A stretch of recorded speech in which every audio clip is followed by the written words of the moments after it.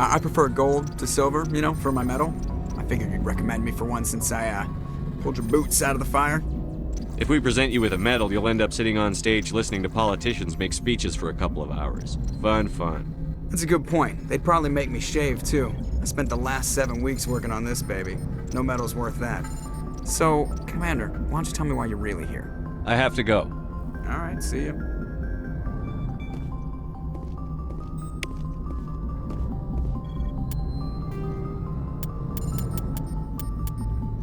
Faster ship mobility dominates space combat. The primary objective is to align the mass accelerator along the bow with the opposing vessel's broadside. Battles typically play out as artillery duels, fought at ranges measured in thousands of kilometers, though assaults through defended mass relays often occur at knife fight ranges, as close as a few dozen kilometers. Most ship-to-ship engagements are skirmishes between patrol vessels of cruiser weight and below, with dreadnoughts and carriers only deployed in full-scale fleet actions. Battles in open space are short and often inconclusive, as the weaker opponent typically disengages. Once a ship enters FTL flight, the combat is effectively over. There are no sensors capable of tracking them or weapons capable of damaging them. The only way to guarantee an enemy will stand and fight is to attack a location they have a vested interest in, such as a settled world or a strategically important mass relay.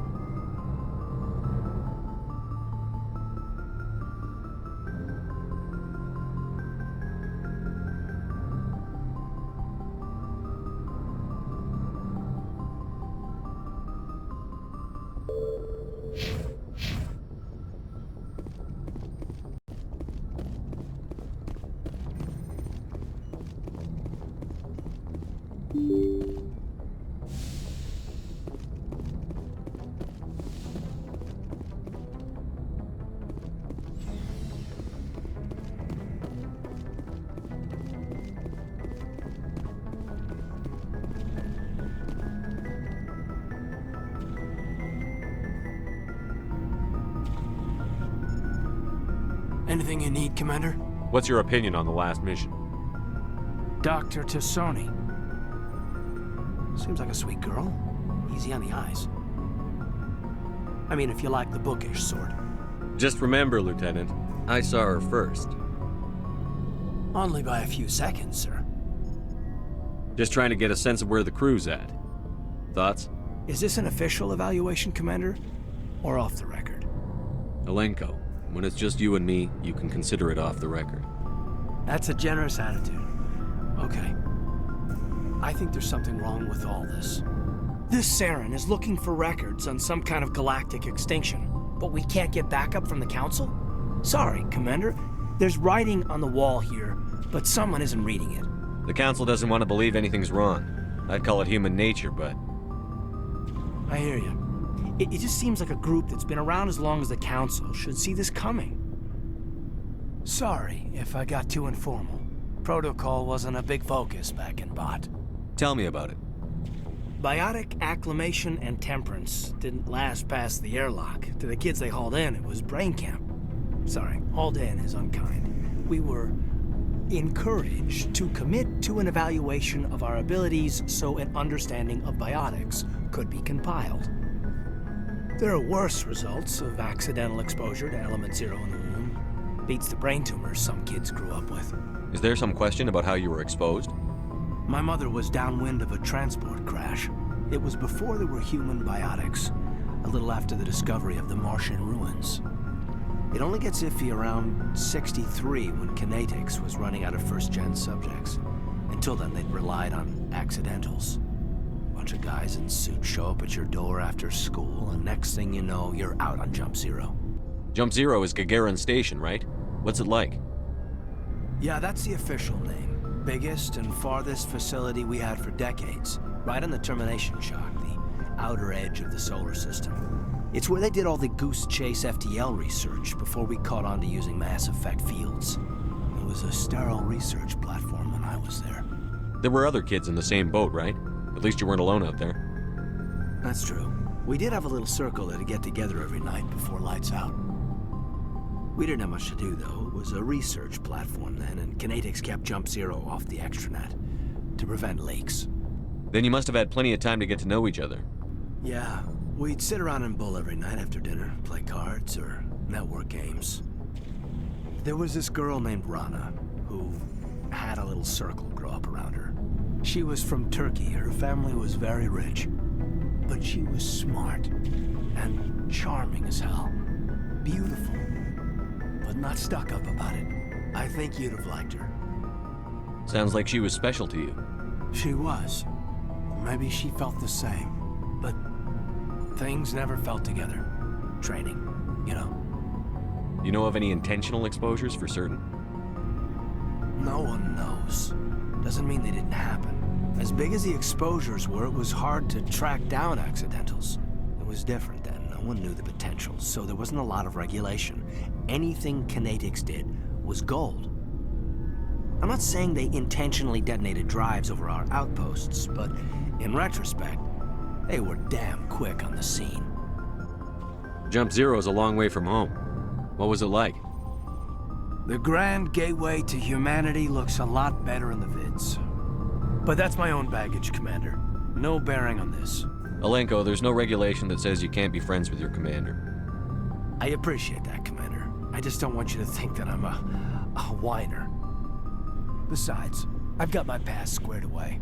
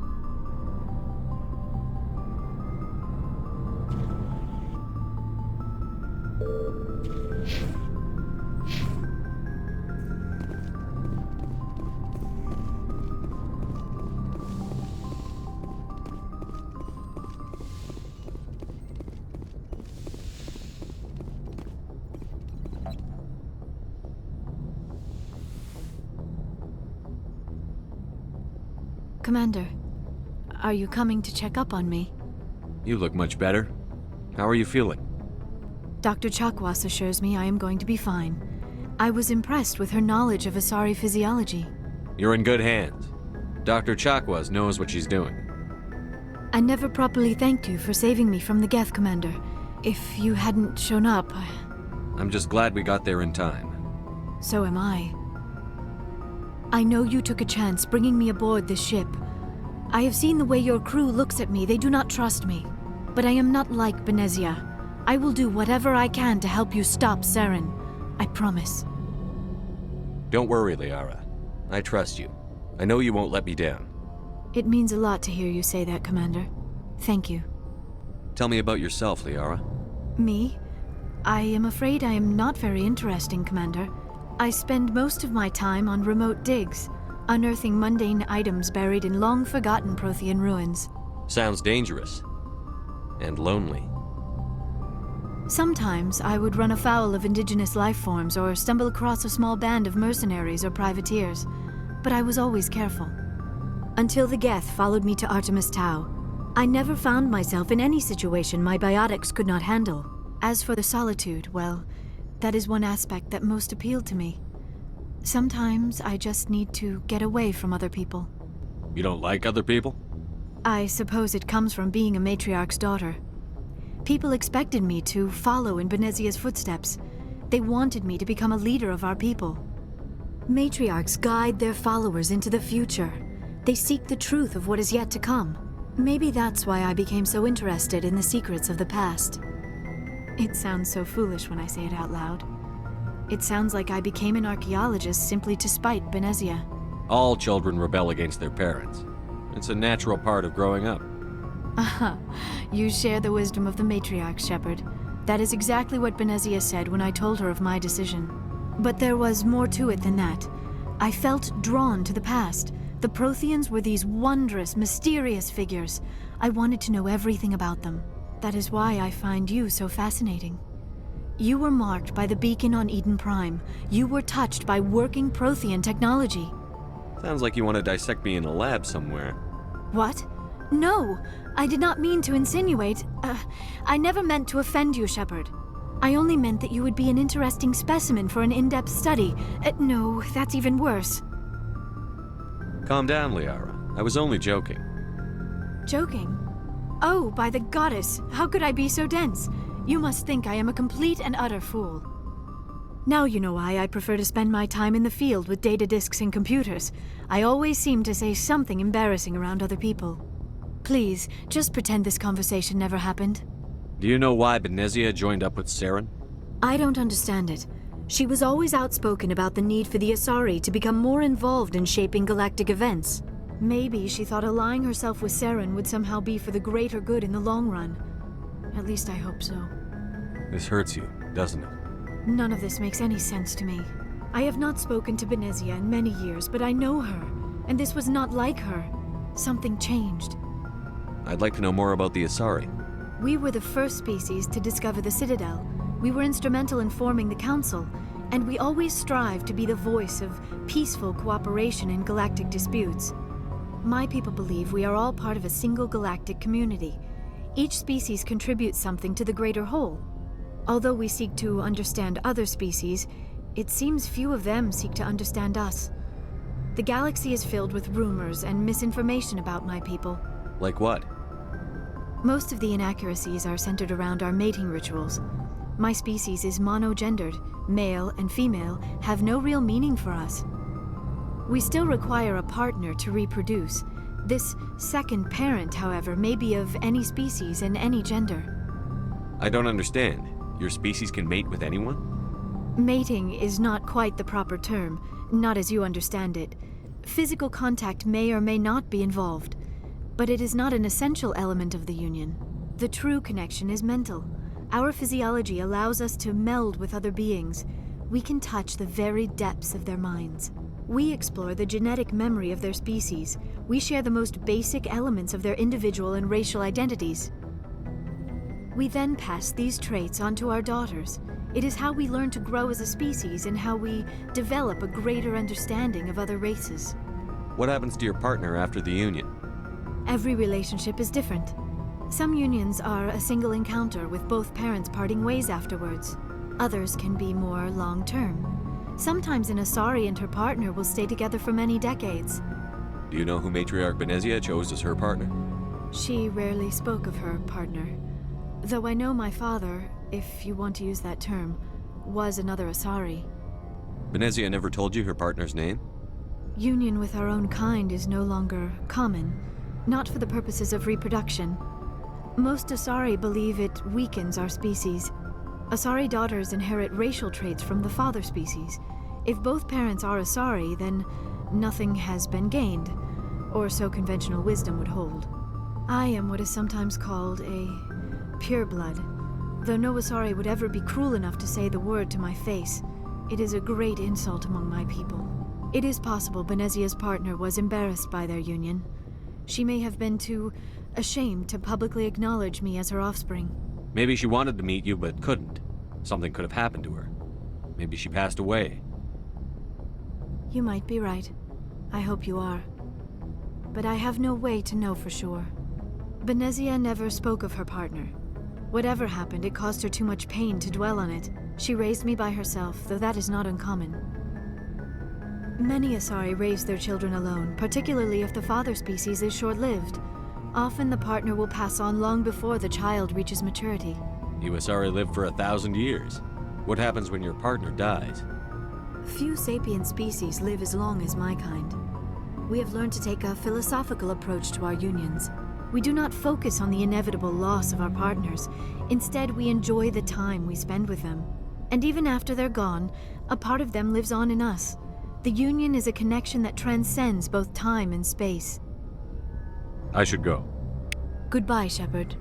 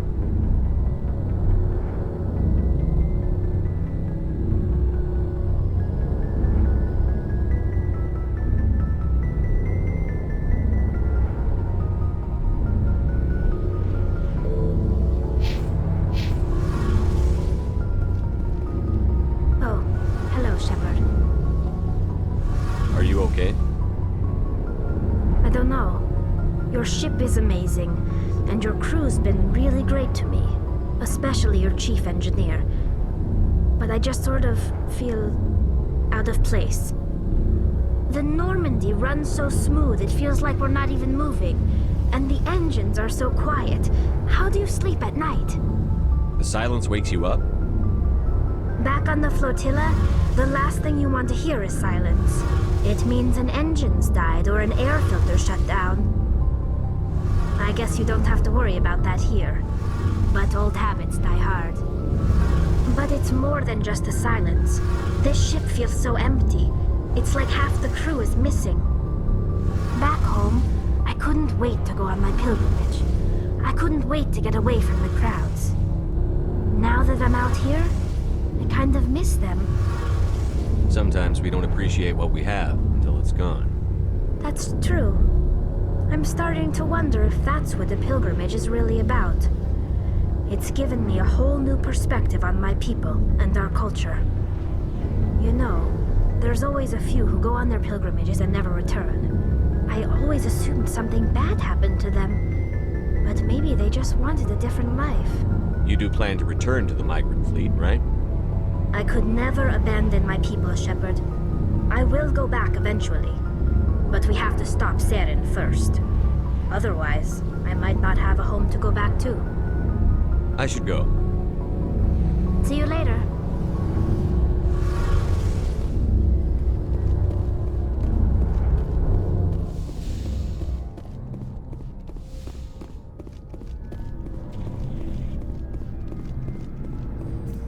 Commander, how are you? Why did you want to be a CSEC officer in the first place? That's a good question. There were several reasons, I guess. Like what? Probably the same as most officers. I wanted to fight injustice, wanted to help people. I guess my father had something to do with it too. He was CSEC, one of the best. I grew up hearing about his accomplishments or seeing his picture on the vids after a big arrest. He's taking my resignation pretty hard. That's tough, but you'd think he'd be impressed you're going after Saren. My father's a CSEC man to the bone. Do things right or don't do them at all, he says. He thinks I'm being too rash, too impatient. He's worried I'll become just like Saren. He actually talked me out of becoming a Spectre when I was younger, for the same reasons. You were asked to be a Spectre? Well, I was targeted as a possible Spectre candidate, me and about 1,000 other Turian military recruits. I could have received special training, but my father didn't like it. He despises the Spectres. He hates the idea of someone having unlimited power with no accountability.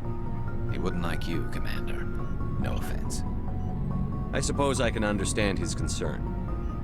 You can, but Saren's not going to play by our rules, CSEC's rules. If you want to nail Saren, you need to send someone who isn't restricted by policies and procedures.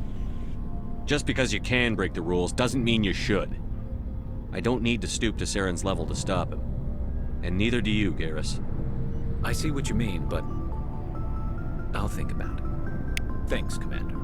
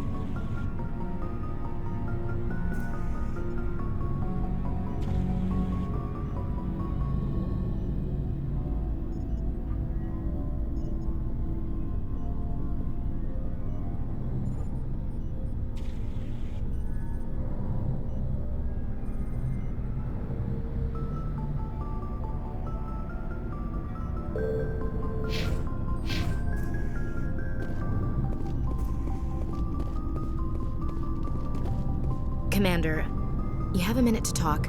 I keep an open door policy. If you have any concerns, lay them on me. All right. I know things are different aboard the Normandy, but I'm concerned about the aliens, Vicarian and Rex. With all due respect, Commander, should they have full access to the ship? They may not serve the Alliance, Chief, but they're allies. At least as far as Saren goes. This is the most advanced ship in the Alliance Navy. I don't think we should give them free rein to poke around the vital systems. Engines, sensors, weapons. You don't trust the Alliance's allies?